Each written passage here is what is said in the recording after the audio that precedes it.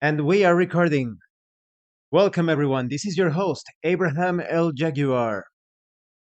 First of all, this channel is proudly sponsored by Gates of Krystalia, card driven isekai style tabletop RPG. Your character has died. Perhaps Truck-kun has bumped into your character, and now you are reincarnated in a new world as a fantasy hero. Choose from a wide selection of races and classes. Wield powerful weapons. Cast astonishing spells. You will find the link to the late pledge Kickstarter in the description and in the pinned comment. This channel is also proudly sponsored by Dead Tree Studios, the publishers and developers of Dames of Asstoria, a tabletop RPG where you play as monster girls, experiencing high adventure in a world that doesn't fully accept them. They have recently released the Whispers of Copperridge adventure module. You will find the links in the description and in the pinned comment. This channel is proudly partnered with the What the Funk shop. Please check out their store for all sorts of products. They have dice, miniatures, game master screens, home decorations, and many other things. You will find the link in the description and in the pinned comment as well.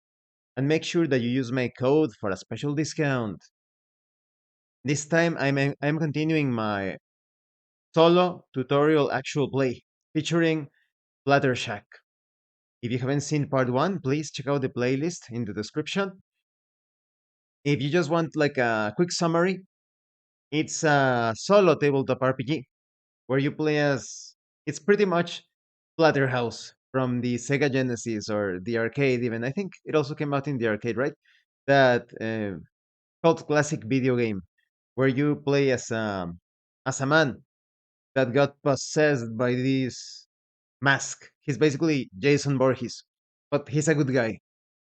In this case, our girlfriend was kidnapped during the night, taken by some sort of horrible monster because the main character and his girlfriend they were driving and decided to stop because it was raining so hard. But during that not so good idea of a stop, she disappeared, and the main character found this hell mask that transformed him into this superpowered heroic monster. Now, in the previous session, actual play from a year back, my character died in this exact spot. So I am pretty excited to see if he will actually survive the torture room. As usual, I'm going to try to make it as clear as possible when I am playing the role of Jason, because that's the name that I randomly generated for my character, and when I am being the game master, so to speak, because when you play solo tabletop RPGs, you are both the player and the game master. And so it begins.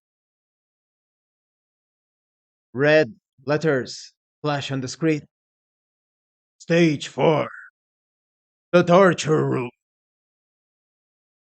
The purpose of this room leaves very little to the imagination. A putrid corpse, crawling with legions of maggots, is still nailed to a wooden cross. A fresher body, dismembered inside a rack, her face frozen in an expression of absolute terror. Big, oily rats, covered in tumors, are feasting on her remains with nasty squeak. Another cadaver, tied to a giant wooden wheel, was whipped raw until no skin was left on his back. This one had his head caught in a metal device that crushed it until his eyes popped out. Then his mashed brains exited through his empty eye sockets. His teeth crumbled in his mouth, and finally, his whole skull collapsed. There, another unlucky soul died inside an Iron Maiden, transformed into a human pincushion. That one has been impaled on a long metal rod, like a pig about to get spit roasted and left there to rot. The stench of death and decay is overpowering. Your head is spinning as you rush to examine every corpse to see if Justine is among them. Make a doom roll.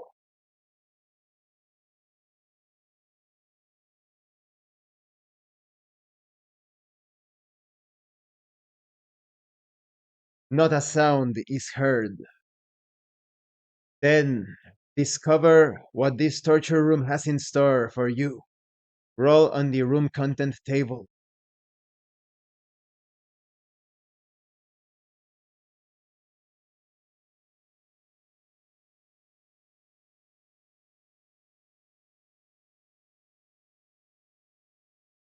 From out of the shadows, a dismembered floating head throws itself at Jason, thumping with its rotting teeth. As Jason, I jump back as I chop down with my meat cleaver.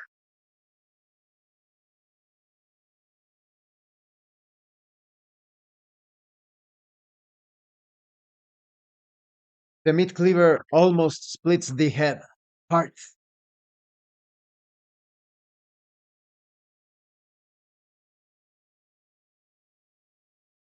but the head, dripping brains and blood, continues to hover around. It strikes once more, attempting to bash Jason on the chest with its own broken skull. As Jason, I attempt to elbow the head as I try to sandwich it with my meat cleaver at the same time against my elbow.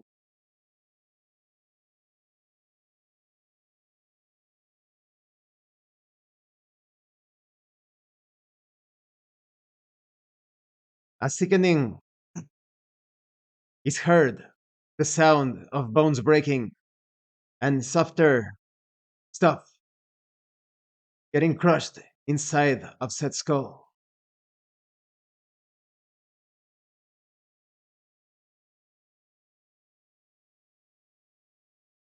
What remains of the head throws itself at Jason as shards of bone. As Jason, I lunge forward using the flat of the meat cleaver as an improvised shield in an attempt to smash what remains of the head.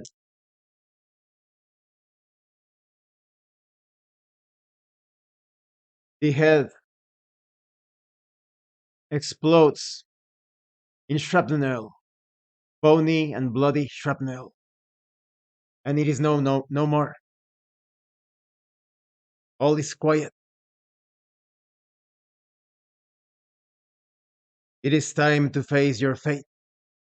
The last room is waiting for you. Bloody letters appear on screen. Stage 5. The cellar. The final room. You finally made it out of hell and crossed back to your mortal realm. The cellar is exactly like you remember it being last time you saw it, minus the hell mask still glued to your sweaty, blood encrusted, and hurting face. And there she is, Justine, quietly sitting in an old wooden chair, in the shadowy corner of the room, arms stretched to hug you, tears flowing from her pleading eyes. As Jason rushes to meet her, embrace. Something malicious twinkles in her eye. It lasts less than a second, yet it's enough to stop Jason in his tracks. God damn it. That thing ain't Justine. It's a fucking demon. As soon as the parasite inside of her realizes you've unmasked it, Justine's corporal envelope starts bubbling, ballooning, and stretching its skin until it ruptures.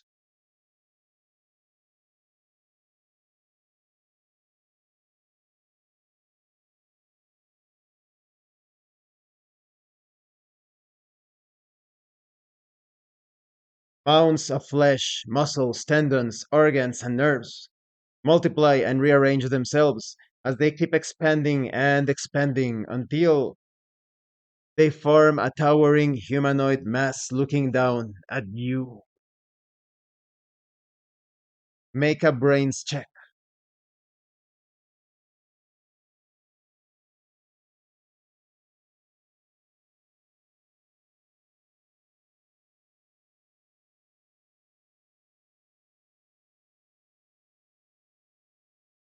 Jason is paralyzed by sheer terror.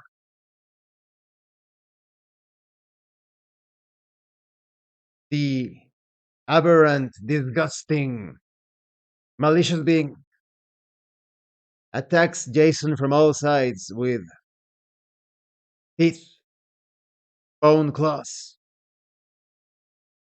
toxic melanoma.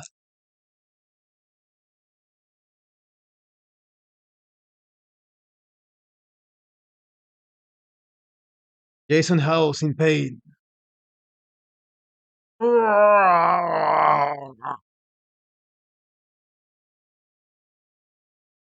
As Jason, I attempt to push back the monster as I use the handle of the meat cleaver as an improvised blunt weapon.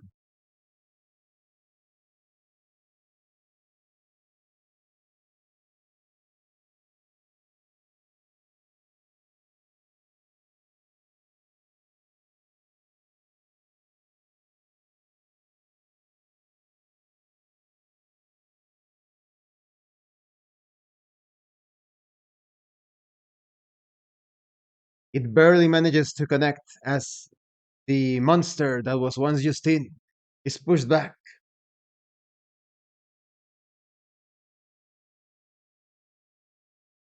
dealing very little in terms of damage, barely a scratch.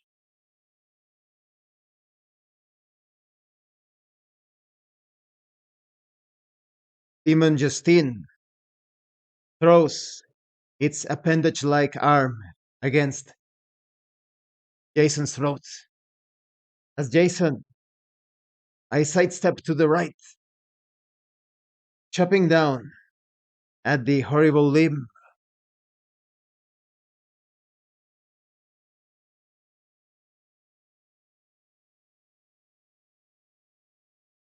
The creature laughs with a gurgling sound. All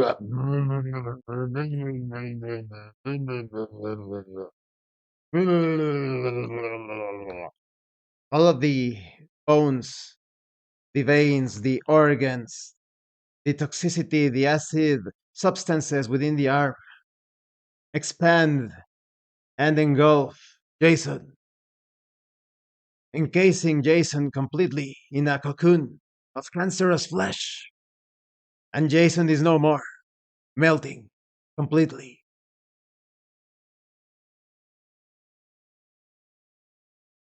And this is the end, game over. Oh.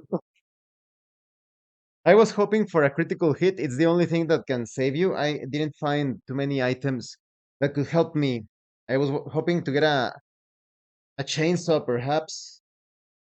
A chainsaw, or at least, let's see, the boomstick, the most powerful weapon, the boomstick, the shotgun. But no, it was not to be. This is the second time I've died as Jason. Tough luck. I hope you enjoyed this solo tutorial actual play. If you want to try playing solo tabletop RPGs, just go ahead. There are so many of them. We are in the golden age of solo RPGs, of solo tabletop RPGs. There are so many of them, so many to choose from. You also have Game Master emulators. You have self-contained Splatter Shack games.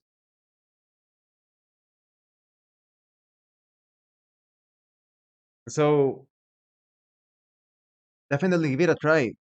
Solo tabletop RPGs are excellent when you play them. If it's a self-contained book, the book is going to guide you through the entire thing.